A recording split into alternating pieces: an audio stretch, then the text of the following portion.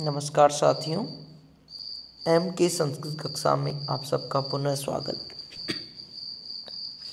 आज हम पढ़ रहे हैं संज्ञा प्रकरण के अंतर्गत सवर्ण संज्ञा विधायक सूत्र तुल्यास्य प्रयत्नम सवर्णम। तुल्यास्य प्रयत्नम सवर्णम सूत्र संज्ञा प्रकरण के अंतर्गत आता है और यह सूत्र रीट परीक्षा, टीजीटी, पीजीटी, प्रथम श्रेणी, द्वितीय श्रेणी, तृतीय श्रेणी, यूजीसी नेट एवं अन्य सभी परीक्षाओं में अत्यंत महत्वपूर्ण सूत्र के रूप में देखा गया है। इस सूत्र के अंतर्गत तथा इसके साथ लगे हुए वार्तिक से निश्चित रूप से कोई ना कोई प्रश्न बनता है। अतः परीक्षाओं की दृष्टि से यह सूत्र बहुत ही महत्वपूर्ण सिद्ध होता है। तो चलिए आज हम सवर्ण संज्ञा विधायक सूत्र तुल्यास्य प्रयत्नम सवर्णन के विषय में अध्ययन करते हैं। तुल्यास्य प्रयत्नम सवर्णम यह अष्टाध्याय की प्रथम अध्याय के प्रथम पाद का 9वां सूत्र है। इसकी वृत्ति है ताल्वादि स्थानम आभ्यंतरम प्रयत्नश्चेत्येतत् द्वयम यस्य येन तुल्यम तन्मितः सवर्ण संज्ञः स्यात्। तालुवादि स्थानम आभ्यंतर प्रयत्नम अर्थात जिनका तालु इत्यादि स्थान, यहाँ तालु कहने से तात्पर्य कंठ, तालु, मुर्दा और अन्य इतर जितने भी स्थान हैं उन सब का यहाँ ग्रहण किया गया है। और आभ्यंतर प्रयत्न, आभ्यंतर अर्थात हृदय प्रदेश से, उर प्रदेश से, जहाँ से हवा प्रकंपित होती है प्रवाहित होती है, वहाँ से प्रारंभ होकर काकल प्रदेश तक जो प्रयत्न किया जाता है वो दोनों अर्थात जिनका तालु इत्यादि स्थान तथा आभ्यंतर प्रयत्न ये दोनों ही च इति एतद, ये दोनों ही द्वयम यस्य, दोनों ही जिसके येन तुल्यम तुल्य हो तन्मिथ वे परस्पर सवर्ण संज्ञक स्यात्, वे परस्पर सवर्ण संज्ञा होते हैं। अर्थात जिनका तालु इत्यादि कंठ, मुर्दा इत्यादि स्थान तथा आभ्यंतर प्रयत्न जिनके समान होते हैं उनकी परस्पर सवर्ण संज्ञा होती है।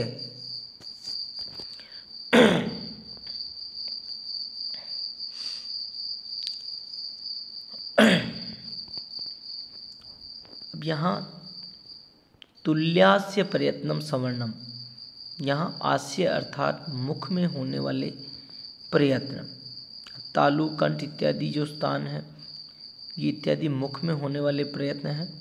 और प्रकृष्णो यत्न है प्रयत्न, इस विग्रह के अनुसार यहाँ स्पृष्ट, ईषत्, स्पृष्ट, ईषत्, विवृत, विवृत, संवृत ये 5 आभ्यंतर प्रयत्न ही माने गए हैं। प्रयत्न वस्तुतः 2 होते हैं, आभ्यंतर प्रयत्न और बाह्य प्रयत्न। अतः हृदय प्रदेश से प्रारंभ होकर के काकल, गले की विवर से ऊपर काकल प्रदेश तक जो प्रयत्न होते हैं उन्हें आभ्यंतर प्रयत्न कहते हैं। ये 5 प्रकार के होते हैं। इन्हीं प्रयत्नों के विषय में यहाँ पर कहा गया है। तथा काकल प्रदेश से बाद और मुख में होने वाले जो प्रयत्न हैं जिह्वा आदि को स्पर्श करते हुए वे बाह्य प्रयत्न कहलाते हैं। वे सवर्ण संज्ञा में ग्राह्य तो नहीं होते, लेकिन वर्णों की अत्यंत समीपता बताने हेतु उनका प्रयोग किया जाता है। अत्यंत समीपता बताने के लिए बाह्य यत्नों की आवश्यकता महसूस होती है। अत्यंत समानता यहाँ पर बताई जाती है। लेकिन तुल्यास्य प्रयत्नम सवर्णम सूत्र कहता है कि तालु इत्यादि स्थान और हृदय प्रदेश से काकल प्रदेश के मध्य भीतर होने वाले जो प्रयत्न है, अगर ये दोनों ही किसी वर्ण के समान हो तो वह उनकी सवर्ण संज्ञा होती है। यहाँ नोट करने लायक ये है कि ए और ई, ये दोनों जो वर्ण हैं, ये ए का उच्चारण स्थान कंठ है और ई का उच्चारण स्थान तालु है। कंठ और तालु, और इनका जो आभ्यंतर प्रयत्न है वो होता है विवृत।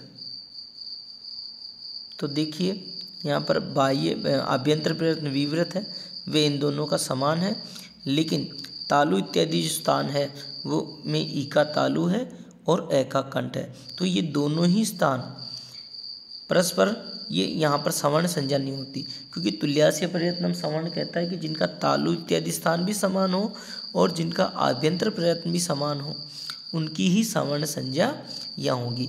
यहाँ पर देखो आभ्यंतर प्रयत्न ए और ई का विवृत है, वो तो समान है, लेकिन तालु इत्यादि स्थान की बात करें तो ए का उच्चारण स्थान कंठ है और ई का उच्चारण स्थान तालु है, अतः यहाँ इन दोनों की सवर्ण संज्ञा नहीं होगी। इसी प्रकार देखें तो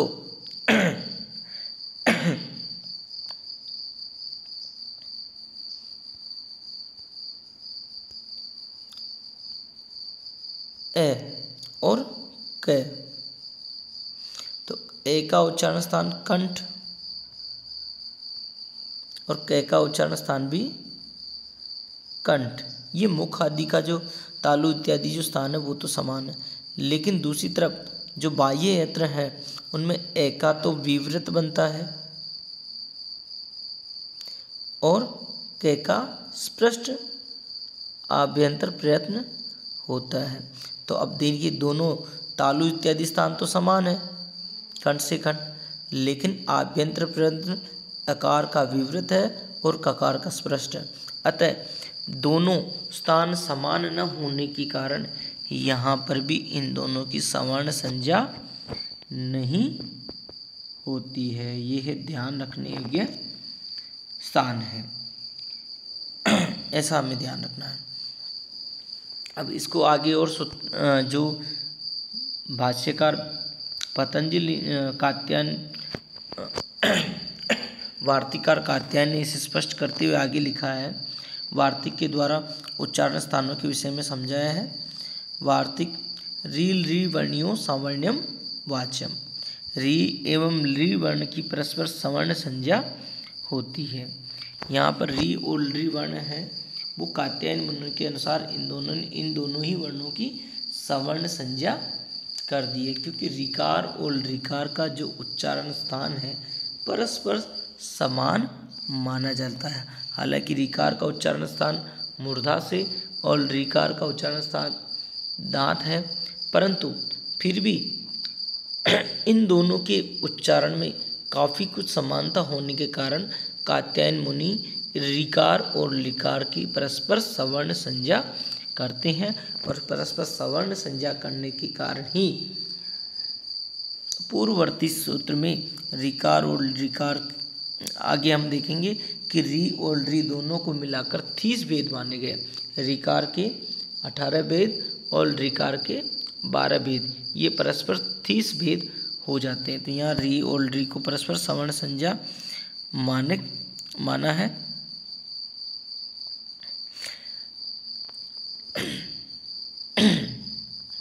अकू है विसर्जनीय नाम कंठ है। अकू है, यहाँ ए और आ, ए से तात्पर्य ए और आ, कु से क वर्ग, है से हकार और विसर्जनीय से विसर्ग का उच्चारण स्थान कंठ होता है। ईचु यसा नाम तालु, ईकार और दीर्घ इकार, चू से च छ जय जय, यकार और तालव्य सकार, इन सब का उच्चारण स्थान तालु होता है। ऋतु रसाणाम मूर्धा, ऋकार और दीर्घ ऋकार ट डण रकार और शकार, इन सब का उच्चारण स्थान मूर्धा होता है। ऋकार त थ द धन लकार और सकार, इन सब का उच्चारण स्थान दांत होता है। उपदमानिया नाम ओष्टो, उकार पू अर्थात प फ ब ब में, और उपदमानीय अर्ध विसर्ग वाले प और फ, इनका उच्चारण स्थान कंठ होता है। यम गणना नाम नासिका च, यहाँ पर बताया गया यम गणना नाम जो पंचम वर्ण होते हैं यम गण न नाम नासिका च, इनका उच्चारण स्थान नासिका भी होता है। यहाँ च का ग्रहण किया गया, इससे तात्पर्य इनका उच्चारण स्थान नासिका भी होता है। ये जो पंचम वर्ण है अपने अपने वर्ग के जो उच्चारण स्थान उनमें तो होते ही हैं, लेकिन नासिका भी इनका उच्चारण स्थान होता है। जैसे अकूह विसर्जनीय नाम कंठे में क ख ग गण, क ख ग, इसमें ग है, ये ग का उच्चारण स्थान कंठ भी होगा और नासिका भी। यम है उसका उच्चारण स्थान तालु भी होगा और नासिका भी होगा। मैं का उच्चारण स्थान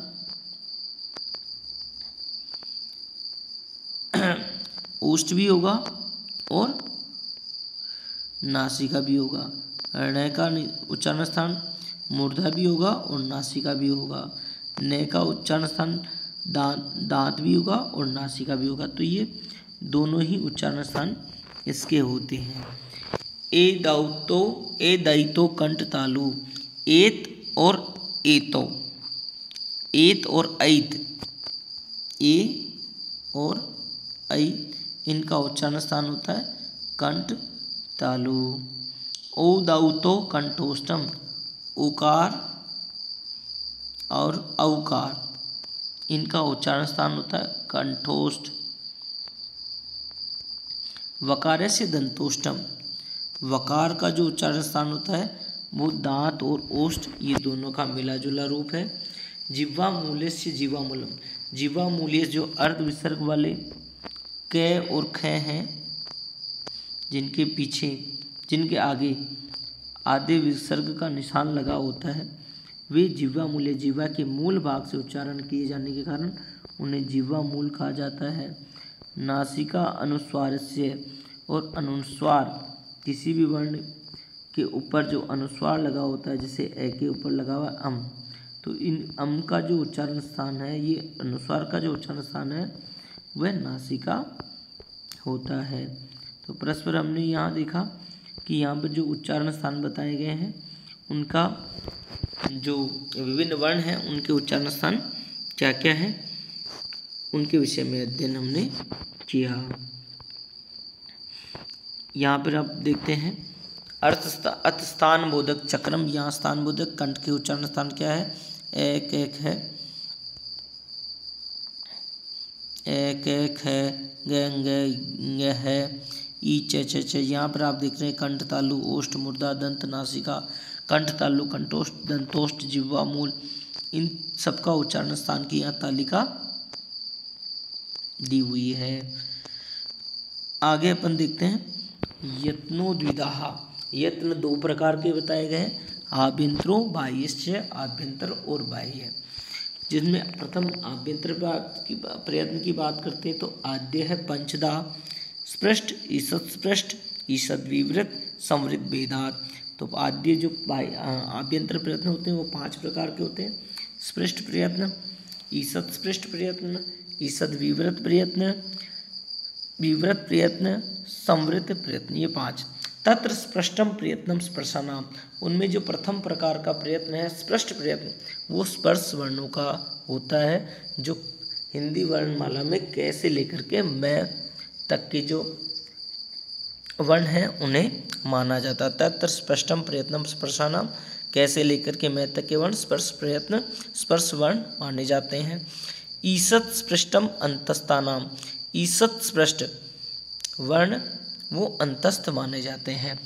स्पष्ट प्रयत्न कहने का तात्पर्य है कि हृदय प्रदेश से जब हवा निकलकर गल विवर से बाहर निकलती है तो गला जब रूंधा हुआ होता है, बहुत सिकड़ा हुआ होता है, तो स्पष्ट प्रयत्न माना जाता है।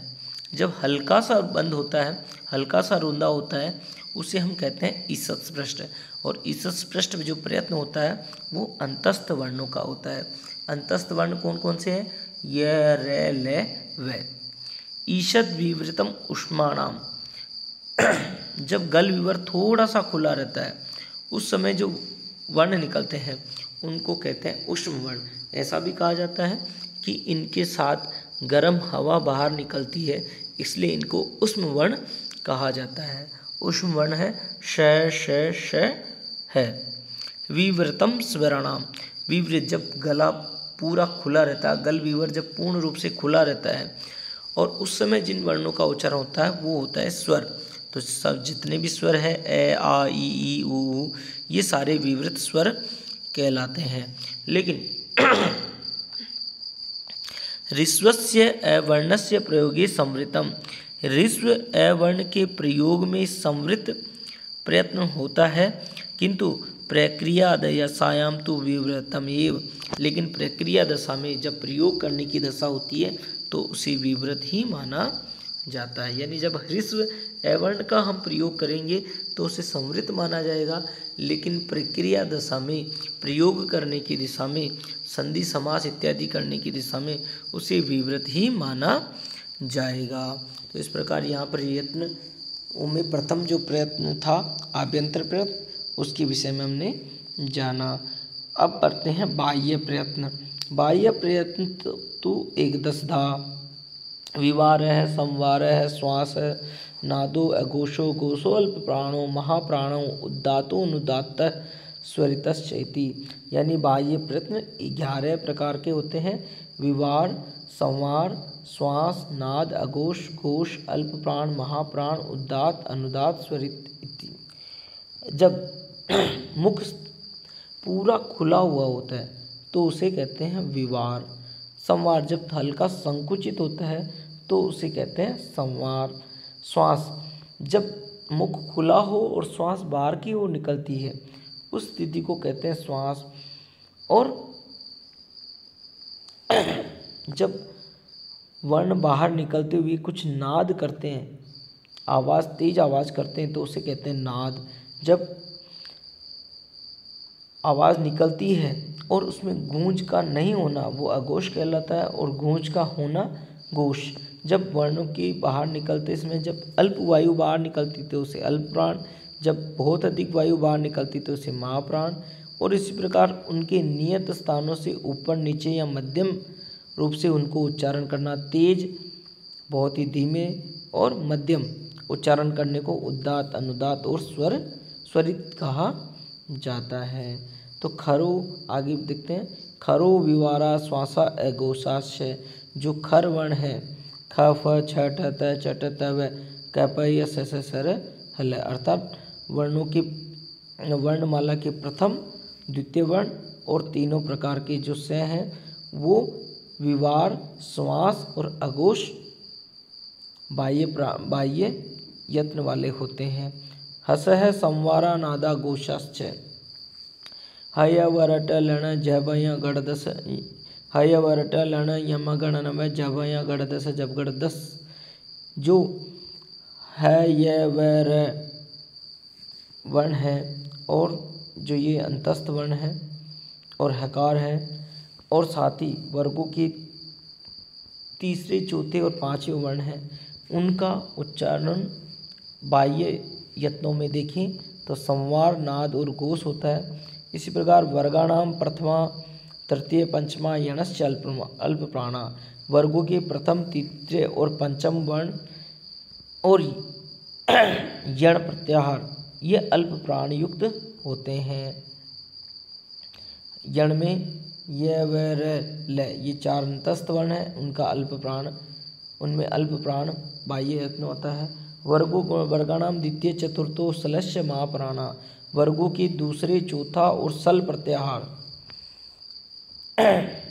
सल प्रत्याहार में क्या आता है? स है।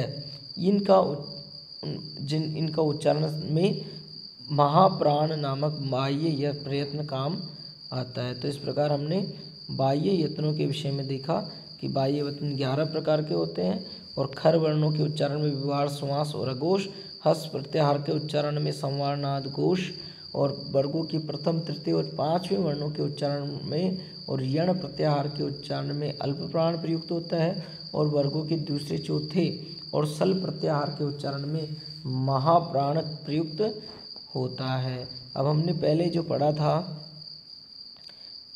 बाह्य आभ्यंतर प्रयत्न, इसमें स्पृष्ट ईषद स्पृष्ट ईषद विवृत विवृत, ये क्या है?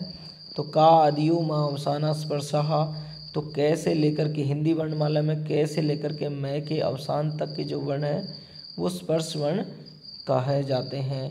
यणों अंतस्था, ये व र ल, ये जो चार वर्ण हैं वो अंतस्थ कहे जाते हैं। ये स्वर और व्यंजन के मध्यवर्ती माने जाते हैं, इसलिए इनको अंतस्थ भी कहा जाता है। और ऐसा कहा जाता है कि उर प्रदेश, इनके उच्चारण में उर प्रदेश से अंदर से हवा बाहर की ओर आती है। शल उष्माण, सल प्रत्याहार के उच्चारण में श है के उच्चारण में गर्म हवा बाहर निकलती है, इसलिए इनको उष्म वर्ण कहे जाते हैं। अच है स्वरा, अच स्वर कहलाते हैं। क ख इति कखा क खाभ्याम प्राग अर्ध विसर्ग सदृशो जिह्वा मूल्य, जो क और ख के आगे जब विसर्ग होता है और उन विसर्ग को किन्हीं कारणों से अर्ध विसर्ग आदेश हो जाता है, तो इसे अर्ध विसर्ग से युक्त क ख को जिह्वा मूल्य वर्ण कहा जाता है। इसी प्रकार प फ से पूर्व में विसर्ग को किन्हीं अवस्थाओं में अर्ध विसर्ग आदेश हो जाता है, तो अर्ध विसर्ग से युक्त प और प को उपदमानीय कहा जाता है। अम अह इत्य परा इम अह इत्यचः परा अवनुसार विसर्गो, अम और अह ये दोनों ही अच क्रमशः अनुस्वार और विसर्ग युक्त होते हैं। इस प्रकार हमने यहाँ पर जो वर्णमाला है उसके विषय में पूर्णतः इनको देखा कि किस प्रकार इनके बाह्य यत्न है, आभ्यंतर प्रयत्न क्या है, स्पृष्ट क्या है, ईषद स्पृष्ट क्या है, ईषद विवृत क्या है, विवृत क्या है, संवृत क्या है, संवार विवार नाद घोष इत्यादि ये बाह्य यत्न क्या है और किन वर्णों के उच्चारण में ये प्रयुक्त किए जाते हैं। यहाँ पर आप यत्न बोधक चक्र देख रहे हैं, यहाँ पर स्पष्ट प्रयत्न में देख रहे हैं क ख ग घ गई हैं, च छ ज जई हैं, ट ठ ड ढ न, त थ द द न, प फ फ म, ये स्पष्ट प्रयत्न में बोले जाने वाले व्यंजन हैं। ईषद स्पष्ट में य व र ल, विवृत में स्वर आ जाते हैं, ईषद विवृत में स है ये आ जाते हैं, और संवृत में ह्रस्व अवर्ण के उच्चारण काल में ही केवल संवृत प्रयत्न होता है, और प्रक्रिया दशा में जब इसे प्रयोग किया जाता है तो वहाँ यह विवृत बन जाता है। अब यहाँ देखते हैं ये प्रयत्न आदि की वर्ण के अनुसार सोचिए कि कौन से वर्ण में किस प्रकार का प्रयत्न होगा। तो यहाँ अच है, जो अच जितने भी स्वर है उन सब का उच्चारण स्थान हालांकि अलग अलग है। आ का कंठ है, ई का तालु, ऊ का ओष्ठ, रिकार का मुर्दा, रिकार का दंत, ए का कंठ तालु, ओ औ का कंठोष्ठ। ये अच विवृत भी होते हैं, संवृत भी होते हैं, यानी जब अकार का प्रयोग उच्चारण काल में प्रयोग होगा तो वहाँ संवृत होगा और प्रक्रिया दशा में विवृत होता है। साथ ही बाह्य यत्न में देखें तो बाह्य यत्न जो स्वरों के बाह्य यत्न में उदात्त, अनुदात्त और स्वरित भेद वाले होते हैं। ये कैसे लेकर के मैं तक जो स्पर्श वर्ण है उनका उच्चारण स्थान भी अलग अलग होता है, और इन सबको स्पष्ट प्रयत्न का स्पष्ट बाह्य प्रयत्न इनका स्पष्ट है, आभ्यंतर प्रयत्न इनका स्पष्ट है, और बाह्य प्रयत्न का देखें तो इनमें प्रथम और द्वितीय वर्ण जो हैं उनका विवार, श्वास और अघोष है, और तृतीय, चतुर्थ और पंचम है उनका संवार, नाद और घोष इनका बाह्य प्रयत्न है। कैक है जो जिह्वा मूल्य है इनका भी आभ्यंतर प्रयत्न स्पष्ट ही है, और उपदमानीय है इनका भी आभ्यंतर प्रयत्न स्पष्ट ही होता है। ये विरल है तो ये अलग अलग इनके बाह्य प्रयत्न जो है वो ईषद विवृत माना जाता है, और ये इनके उच्चारण जो स्थान है वो अलग अलग तालु, दंत, ओष्ठ, मूर्धा और दंत है। स हैं जो ऊष्म वर्ण है, उन्हें भी ईषद विवृत, इन्हें ईषद विवृत कहा जाता है। इनके भी जो अभ्यंतर प्रयत्न है वो भिन्न भिन्न है और इनका जो बाह्य यत्न है वो महाप्राण माना जाता है। और यवरलय का जो यवरलय में अल्प प्राण इनका बाह्य यत्न होता है। तो यहाँ पर हमने विभिन्न वर्णों की उच्चारण स्थान क्या है, उनके बाह्य प्रयत्न क्या है, आभ्यंतर प्रयत्न क्या है, उनके उच्चारण स्थान क्या है, इनके विषय में जाना है। इनसे संबंधित प्रश्न अक्सर परीक्षाओं में पूछे जाते हैं। विश्वविद्यालय की वार्षिक परीक्षाओं में इसमें भी वर्णों की उच्चारण स्थान, उनके बाह्य प्रयत्न, उनके आभ्यंतर प्रयत्न, स्पष्ट, स्पष्ट, ऊष्म, अंतस्थ इत्यादि के विषय में प्रश्न पूछा जाता है। और जो प्रतियोगी परीक्षा है उनमें तो निश्चित रूप से इन वर्णों की उच्चारण स्थान और यत्नों के विषय में प्रश्न आते ही आते हैं।